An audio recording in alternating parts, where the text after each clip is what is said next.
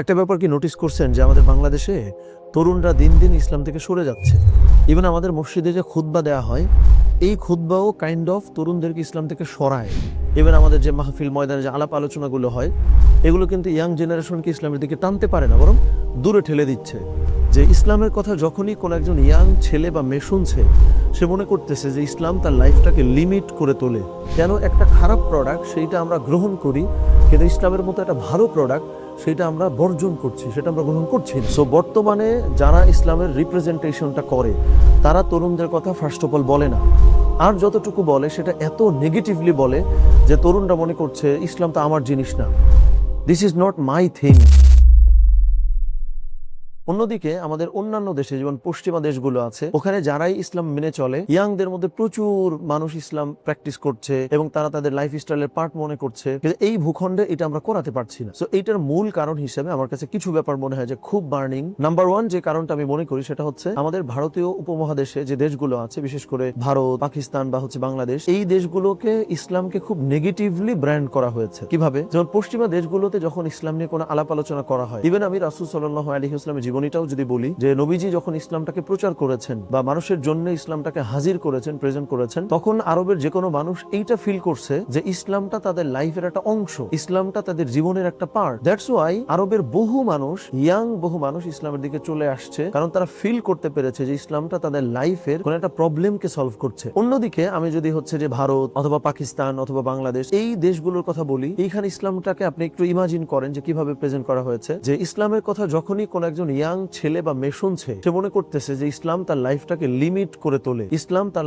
লাইফে প্রচুর লিমিটেশন নিয়ে আছে, সীমাবদ্ধতা নিয়ে আসে, ইসলাম তার লাইফের স্বপ্ন পূরণের কোন টুল হইতে পারছে না, ইসলাম তার লাইফের সে জীবনে গ্রো করবে এটার জন্য ইসলাম সহায়ক না, বরং অবস্ট্যাকল ক্রিয়েট করতেছে। সো ব্যাপারটা তো খুবই নর্মাল যে একটা ইয়াং ছেলে তার লাইফের জন্য যা কিছুকে প্রবলেম মনে হবে সেগুলা থেকে সে কিন্তু দূরেই থাকবে। এখন আমি আরেকটা খুব সিম্পল উদাহরণ দেই। আমি যদি কোকা কোলার একটা উদাহরণ দেই বা যে কোনো সফট ড্রিঙ্ক, যে এইটাকে তো নর্মালি আমরা মনে করি এবং বিশ্বাসও করি যে কোকা কোলার যে প্রফিট গুলো হয় বা যেই দেশ থেকে এটা প্রডিউস করা হয়, সেইটা ইসলামের ক্ষতি করবার জন্যই তারা এই প্রফিটের টাকাটা ইউজ করে। সো একজন সচেতন মুসলিম হিসেবে আমরা কিন্তু কোকা কোলা অ্যাভয়েড করে চলি। তার মানে ইসলাম বিদ্বেষী একটা প্রোডাক্ট যেটা আমরা পছন্দ করি না, সেইটা মুসলিম কান্ট্রি গুলাতে কিভাবে প্রমোট করা হয়, এইটা যদি আমরা দেখি, এই কেস স্টাডি যদি আমরা দেখি, তাহলে বুঝতে পারি যে কেন তারা ভালো করছে, কেন আমরা ভালো করছি না, কেন একটা খারাপ প্রোডাক্ট সেইটা আমরা গ্রহণ করি, কিন্তু ইসলামের মতো একটা ভালো প্রোডাক্ট এটা আমরা বর্জন করছি, সেটা আমরা গ্রহণ করছি না। যেমন কোকা কোলা কোনো একটা মুসলিম কান্ট্রিতে ওরা যখন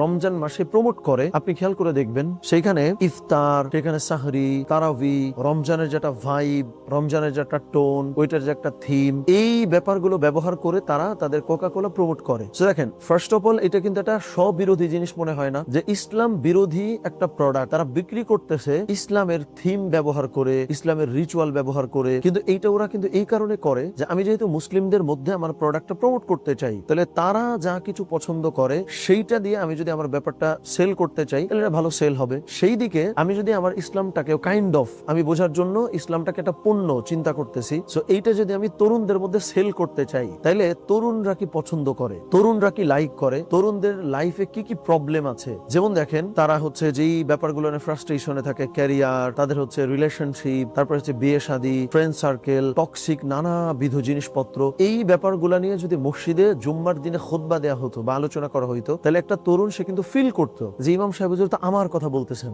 মসজিদের খতিব তো আমার কথা বলতেছেন। সো বর্তমানে যারা ইসলামের রিপ্রেজেন্টেশনটা করে, তারা তরুণদের কথা ফার্স্ট অফ অল বলে না। আর যতটুকু বলে সেটা এত নেগেটিভলি বলে যে তরুণরা মনে করছে ইসলাম তো আমার জিনিস না, this is not my thing. That's why তরুণরা ইসলামের সাথে কানেক্ট করতে পারে না, রিলেট করতে পারে না, ফিল করতে পারে না। সো তাহলে সব মিলিয়ে যেই একটা সিম্পল কারণ আমি বলতে চাই যে আমাদের এই সাবকন্টিনেন্টে ইসলামটাকে অত্যন্ত নেগেটিভলি ব্র্যান্ড করা হয়েছে। এই কারণে তরুণদেরকে আমরা কাছে টানতে পারি না, তরুণরা ইসলামটাকে ওন করতে পারে না বা আপন ভাবতে পারে না।